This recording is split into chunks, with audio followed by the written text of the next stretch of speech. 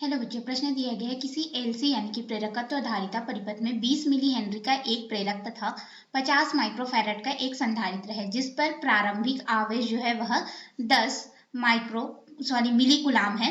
परिपथ का प्रतिरोध हमारे पास नगण्य है। मान लीजिए कि वह क्षण जिस पर परिपथ बंद किया जाता है t बराबर 0 है, तब परिपथ की मूल आवृत्ति क्या होगी हम लोग को बतलानी है। तो हम लोग इस प्रश्न को हल करेंगे, लेकिन उससे पहले हम लोग यहाँ पे मुख्य अवधारणा देखेंगे जिसके आधार पे हम लोग प्रश्न को हल करेंगे। तो मुख्य अवधारणा के अंतर्गत हम लोग यहाँ पे अध्ययन करेंगे कि एलसी परिपथ क्या होता है। ठीक है, तो देखिए हम लोग यहाँ पे एलसी परिपथ का अध्ययन करेंगे। तो इसके लिए हम लोग इस चित्र में आते हैं। तो इसमें एक प्रेरकत्व L और धारिता C है। अब देखिए यहाँ पे क्या होता है कि जो धारिता C होता है इसमें स्थिर विद्युत के रूप में ऊर्जा संचित होती है। हमारा प्रेरकत्व और धारिता दोनों जो है ऊर्जा को अपने में संचित करते हैं, यानी कि विद्युत ऊर्जा को अपने में संचित करते हैं। तो किस तरह से करते हैं? धारिता C जो है स्थिर विद्युत के रूप में करता है, प्रेरकत्व L जो है इसको विद्युत चुंबक के रूप में करता है, यानी कि चुंबकीय ऊर्जा के रूप में इसको संचित करता है। अब देखिए धारिता C में ये स्थिर विद्युत के रूप में करता है, तो इसका एक प्लेट धन आवेशित हो जाता है, उतनी मात्रा में यहाँ पे ऋण आवेश हमें दूसरे प्लेट में मिलता है। तो जिसके वजह से यहाँ पे इसके मध्य में विद्युत क्षेत्र E उत्पन्न हो जाता है। तो यहाँ पे स्थिर विद्युत के रूप में ऊर्जा संचित होती है। अब हम लोग यहाँ पे एक प्रेरकत्व L लगा देंगे, तो इसमें जो संचित ऊर्जा है वो क्या हो जाएगा कि L में यहाँ पे ट्रांसफर हो जाएगा, स्थानांतरित हो जाएगा। ठीक है, और जब धारिता पूरी तरह से निरावेशित हो जाएगा, इसमें कोई भी आवेश नहीं होगा, तो जो प्रेरकत्व है जिसने चुंबकीय ऊर्जा के रूप में ऊर्जा को ग्रहण किया है वो क्या करेगा, फिर से इसको धारिता को वापस कर देगा। तो इस तरह से ये एक दूसरे को अपनी ऊर्जा आदान प्रदान करते रहेंगे और यहाँ पे ऊर्जा का आदान प्रदान चलते रहता है। ठीक है, तो यहाँ पे ये ऊर्जा का आदान प्रदान चलते रहता है। तो देखिए हमारे पास ये क्या होता है कि दोनों अनुनाद की स्थिति में आ जाते हैं।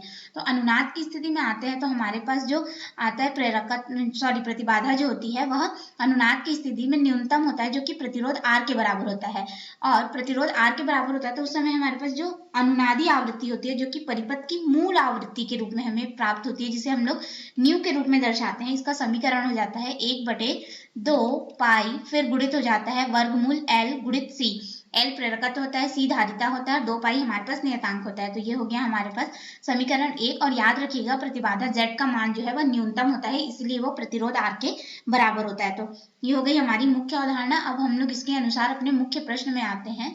तो मुख्य प्रश्न में हम लोग को यहाँ पे प्रेरकत्व L का जो मान है वह दिया गया है 20 मिली हेनरी। तो इसे हम लोग हेनरी में परिवर्तित करेंगे तो हो जाएगा 20 गुणित 10 की घात यहाँ पे ऋण 3 हेनरी के रूप में। और हमें धारिता C का भी मान दिया गया है, धारिता C बराबर 50 माइक्रोफैराड दिया गया है। इसको फैराड में परिवर्तित करेंगे तो हो जाएगा 50 गुणित 10 की घात ऋण 6 फैराड के रूप में प्राप्त होगा। और हमें यहाँ पे प्रश्न में प्रारंभिक आवेश का मान दिया गया है। प्रारंभिक आवेश जो है वो Q0 के रूप में अगर दर्शा दे तो 10 मिली कुलाम हम लोग को दिया गया है। तो इसको भी परिवर्तित करेंगे तो हो जाएगा 10 गुणित 10 की घात यहाँ पे मिली है तो 10 की घात ऋण 3 कुलाम हमें प्राप्त होगा। तो इस तरह से सभी दिए गए मानों को हम लोगों ने लिख लिया।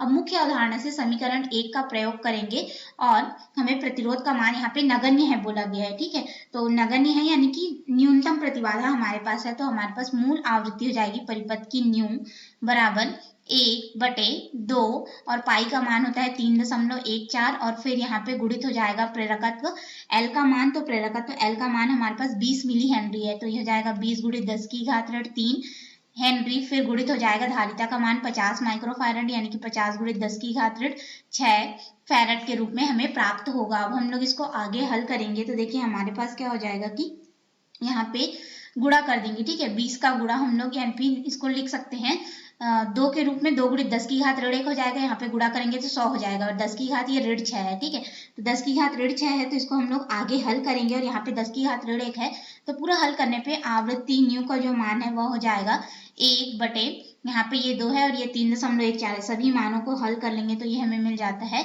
6.28 और फिर गुणित हो जाता है 10 की घात यहाँ पे ऋण 3 के रूप में। अब इसको हल करेंगे तो हमारे पास देखिए 10 की घात ऋण 3 है, ऊपर ले जाएंगे तो 10 की घात धनात्मक 3 हो जाएगा, यानी कि ये हो जाएगा 1000 के रूप में। और 1000 बटे हम लोग यहाँ पे 6.28 करेंगे और इसको हल करेंगे तो हमें जो परिपथ की मूल आवृत्ति है न्यू, इसका मान लगभग प्राप्त हो जाता है 159 हर्ट्ज के बराबर। तो यही हमारे प्रश्न का उत्तर है जो कि हम लोग को ज्ञात करने को बोला गया था। आशा है आपको यह हल समझ में आया होगा। धन्यवाद।